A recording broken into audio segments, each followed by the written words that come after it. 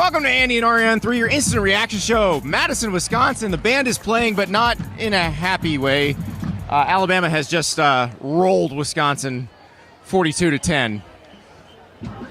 Yeah, I mean, I guess we're going to have to talk over the band a little bit, but that was the biggest hiccup of the day. Alabama is a team that came into this game we knew would be more talented. We were very interested to see if Wisconsin was able to modernize the program, do some things, but even through a sleepy first half with Alabama, it seemed like nothing even caused them to break a sweat in this game, which then, of course, turns it forward to what does this mean for the Georgia game coming up. Yeah, I mean, Alabama was very efficient in the passing game. Jalen Milroe looked very good. There were a couple questionable throws early, but then you see him throwing deep. Like that first touchdown pass to Ryan Williams was just a thing of beauty.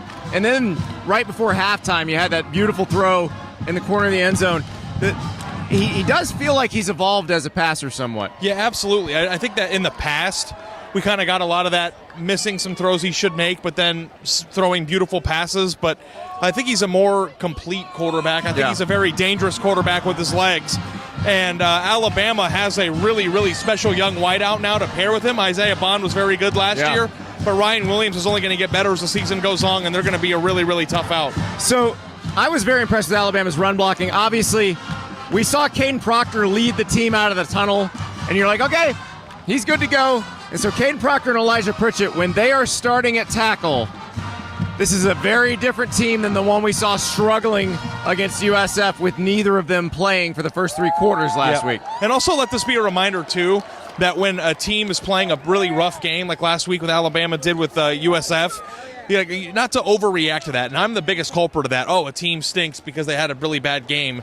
A Wisconsin team that probably is going to win 8-9 games this year, or hopes to, didn't even have a chance against this Alabama team, which makes me believe there's a clear line in the sand between being an elite-level program that's going to be able to compete with Georgia for an SEC championship game and just a pretty good football team. All right, so let's talk about that, though. Let's talk about Alabama. The next time we see them will be against Georgia in 2 weeks.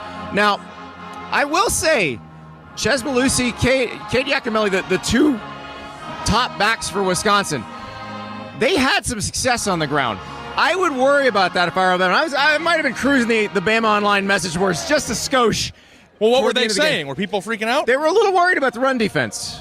And here's the thing. You're extrapolating from what you're seeing here to what you're going to get when it's Georgia's offensive line and it's Trevor Etienne running the ball with Carson Beck throwing the ball. Yeah, I mean, Wisconsin got a pretty tough break, Andy. You lose your quarterback on the first series of the game. Yes. He doesn't come back in, but Wisconsin drew some stuff up.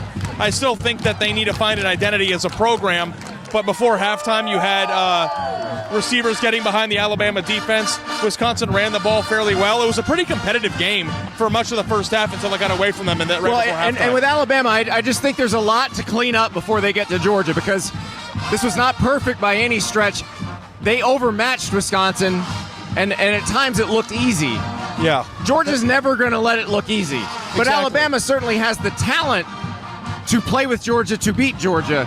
It's a matter of, do you clean up some of the things that you saw today? Yeah, I mean, I think one of the more encouraging things, and again, you've got to keep the opponent into perspective, but when Wisconsin was scoring or threatening to score in this game, it was a 17-play drive. Yes. It was a 10-play drive. It made it look like every ounce of energy was needed for them to move the football down the field against Alabama, and then Alabama was going 80 yards in 2 plays. So we're really worried. I think that the run defense is a very important thing to keep track of, but Alabama, I was still on Alabama offense watch coming into this year because it had very long stretches of dysfunction a year ago, and getting guys open and moving the football with ease is a pretty good sign against a pretty good defensive team, I think. You feel a lot more confident after watching this than you do after watching the USF game. And obviously, with the 2 tackles playing, it makes a huge difference.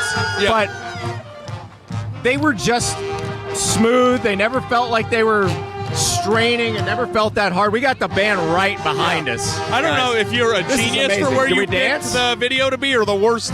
No, this is probably the worst. Yeah, I'll give you credit. I think you're a genius. But, yeah, I think Alabama's going to be an interesting talking point going into this bye week. I think this is a team that can compete with Georgia, because I'm not 100% sold that Georgia is, to borrow a thing that I learned earlier in the week, Darth Vader of college football right now. The program is, but is this team, I still think they have a lot to prove, and that's the thing. We don't know. We saw them against Clemson. They looked amazing. But this is going to be the first kind of SEC Titan on Titan action. and we're going to get a lot of that this year because we got Alabama and Georgia. Georgia's got to play at Alabama, at Texas, at Ole Miss. We're going to see all these games, but this is the first one of the new SEC where it's like, okay, do we know who the best team in this conference is? No, I don't think that we do. Honestly, I think we're going to get more context, and you know what that means? Really great games. It's going to be amazing. I'm not somebody who really loves that the SEC's 29 teams now, but at the same time, we're going to be getting some really interesting matchups. Like with Georgia playing the teams that you just said, going down to Austin. I'm going to hope to go to that game. But by the way, can you imagine if we were at Alabama and they had lost 42-10? I don't think it would be quite as loud. What do in you here. think the band would be doing? Oh crap! Oh crap! Yeah, this is listen. They're not stopping the party. They're not stopping the party just because they got blown out. I think they kind of expected that. But yeah, I mean, I guess that's the difference between SEC teams and Big Ten teams. Yeah, when the SEC team gets its ass kicked on its home field, it looks like a everybody goes home. Yeah, everybody goes home. They don't hang out. Yeah, but at the same time too, I thought Wisconsin played about as good of a game as they probably could have. Given the circumstances, the thing that was really frustrating, and my old pal Doug LeMarie said this up in the press box, when you're a team that's trying to keep it competitive and you want to show some signs of growth, you can't be turning the ball over the way that Wisconsin did. I will you can't be making the mistakes that they did.